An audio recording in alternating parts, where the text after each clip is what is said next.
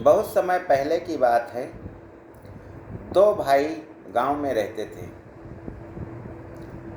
उनके पास पर्याप्त खेती थी, लेकिन फिर भी घर में अनाज की कमी रहती थी, क्योंकि जब वे फसल बोते थे तो जानवर उनकी फसल चर जाया करते थे, जिसके कारण कभी कभी बीज जितना बोते थे उतनी भी फसल घर नहीं आती थी।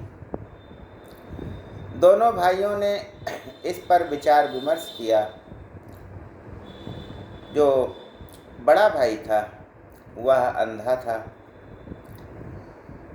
जो घर में ही रहता था, और छोटा भाई खेती करता था। जब बार बार फसलें चर जाने लगी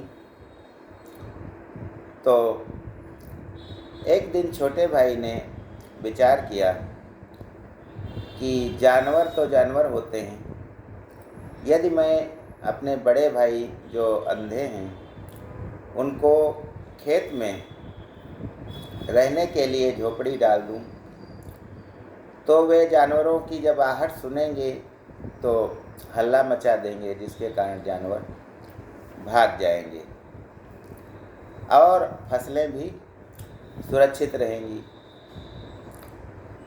फिर क्या था, छोटे भाई ने अपने बड़े भाई की एक झोपड़ी खेत में डाल दी।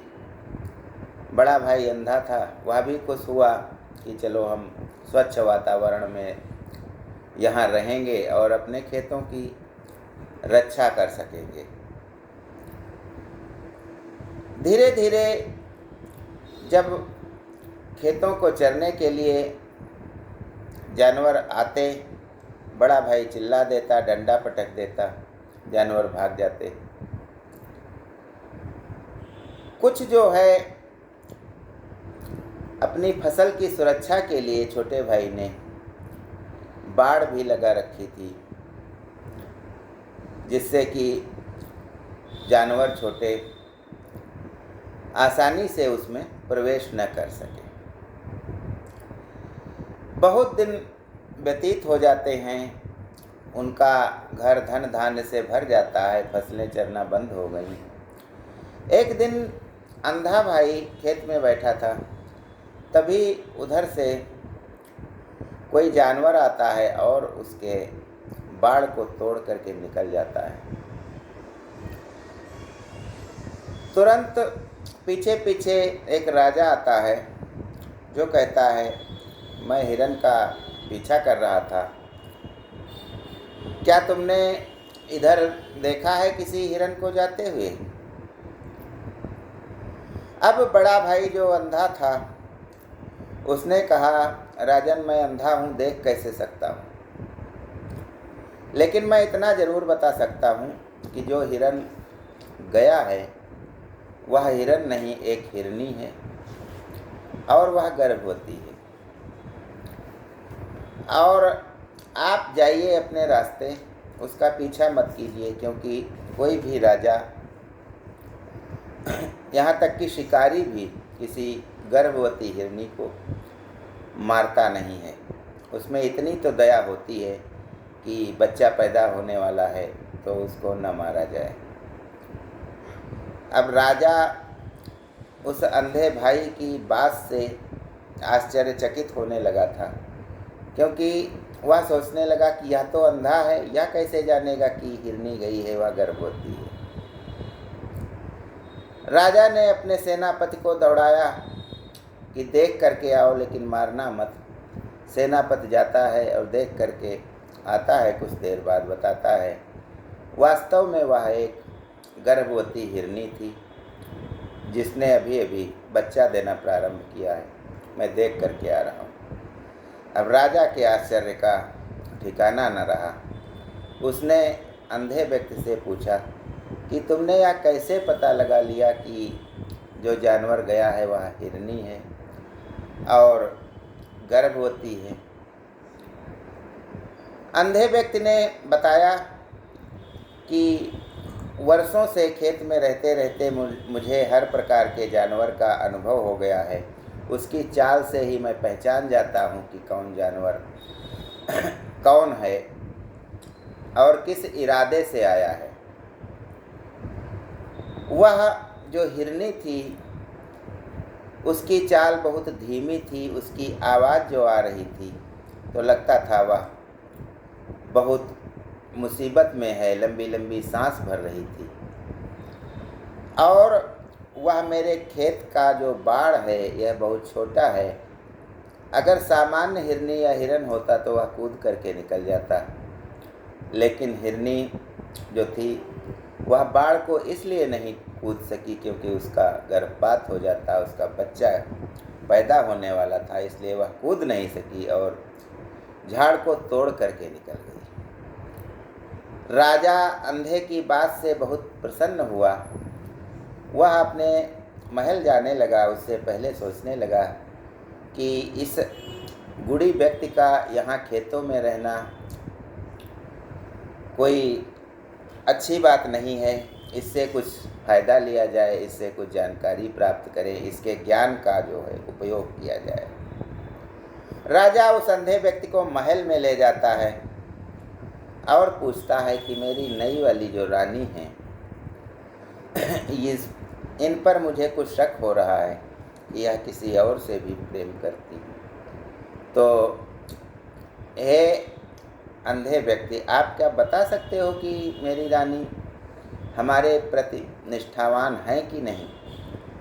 अंधा व्यक्ति बोलता है, बता सकता हूँ, लेकिन आपको रानी को मेरे कमरे में कुछ देर के लिए छोड़ना पड़ेगा अकेले। पहले राजा क्रोधित होता है, लेकिन बाद में सोचता है हो सकता है या कि कुछ बातचीत करके या किसी प्रकार से पहचान ले कि मेरी रानी बेवफा है कि नहीं है। रानी के साथ अंधे व्यक्ति को छोड़ दिया जाता है। अब अंधा व्यक्ति कुछ देर बाद बाहर आता है तो वह उसके शरीर पर चोटों के निशान थे। व्यक्ति बाहर आके बताता है, राजन, आपकी पत्नी केवल आपके प्रति समर्पित नहीं है, इनका कोई प्रेम इधर उधर भी है। राजा तुरंत पत्नी को बुलाता है और कहता है कि मैंने आपकी परीक्षा ले ली है कि आप मेरे अलावा भी किसी से शायद प्यार करती हैं। रानी सोचती है कि राजा वास्तव में जान गए हैं, तो वह दंड के भय से कह देती है कि हाँ, ऐसी बात सही है। अब राजा समझ नहीं पाता है कि यह अंधा व्यक्ति कैसे बता देता है हर चीज़। वह अंधे व्यक्ति को बुलाता है, कहता है कि तुमने कैसे जान लिया कि मेरी पत्नी मेरे ही प्रति समर्पित नहीं है? तो अंधे व्यक्ति ने कहा कि इसमें कोई आश्चर्य की बात नहीं है। मैं जब कमरे में बंद था तो मैंने रानी से कहा कि मैं आपको छूना चाहता हूँ। इतना सुनते ही रानी ने मेरे ऊपर लात घूंसे बरसाने शुरू कर दिए और जगह जगह मारते हुए मुझे उसने छुआ। तो इससे पता लगता है कि वे शायद जान गई थी कि मैं उनकी गुप्त बातें जानता हूँ, इसलिए उन्होंने मुझ पर हमला कर दिया। अगर कोई आपके प्रति समर्पित पत्नी होती, रानी होती, तो उसके मन में यह भ्रम ही नहीं आता कि मैं परीक्षा में फेल हो जाऊंगी, क्योंकि वह तो निष्ठावान थी। और रही छूने की बात, तो वे छूती नहीं, न मुझे मारती, मना कर देती। तो ऐसे मैंने जान लिया। अब राजा का आश्चर्य और बढ़ गया और उसने कहा कि मैं आपको छोड़ूंगा नहीं, एक प्रश्न का उत्तर और दे दो। अंधे व्यक्ति ने कहा, वह कौन सा प्रश्न है? राजा ने कहा कि मैं अपने पिता का पुत्र हूँ या नहीं। अंधे व्यक्ति ने सोचा और बताया कि आप अपने पिता के पुत्र तो हो, लेकिन आपकी माता पर किसी कंजूस सेठ की परछाई पड़ गई थी और वही परछाई आप पर भी है। अब राजा फिर आश्चर्यचकित हुआ, माँ के पास जाता है, पूछता है, तो माँ कहती है कि मैं और तुम्हारे पिता की संतान ही तुम हो, मेरी और तुम्हारे पिता की कोई गड़बड़ नहीं है। लेकिन एक गड़बड़ है कि एक सेठ जो है आता था, सामान राजमहल का लाता था डेली, और डेली सामान लाने के कारण मेरा उसके साथ उठना बैठना हो गया था। तो वह सेठ बहुत कंजूस था, जिसके कारण उसकी परछाई सब हमारे और तुम्हारे पर भी पड़ चुकी है। अब राजा अंधे व्यक्ति के पास आता है, कहा तुमने कैसे जाना? अंधा व्यक्ति बताता है कि मैंने आपको खेत में हिरन वाली बात बताई, हिरनी की बात बताई, यहाँ तुम्हारी छोटी रानी की भी बात बताई, और तुम अपने पिता के असली पुत्र हो, यह भी बात बताई, लेकिन तुमने मुझे कोई भी इनाम नहीं दिया। जान का भय दिखाते रहे तुम।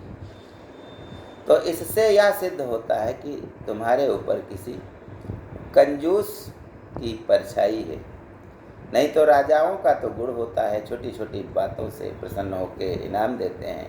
आपको तो मैंने ऐसी ऐसी बातें बताई हैं कि जो कोई भी नहीं बता सकता है। राजा को अपनी गलती का एहसास होता है और ढेर सारा इनाम वह अंधे व्यक्ति को देता है और उसे विदा कर देता है। ज्ञान गंगा में बस आज इतना ही। जय हिंद, जय भारत।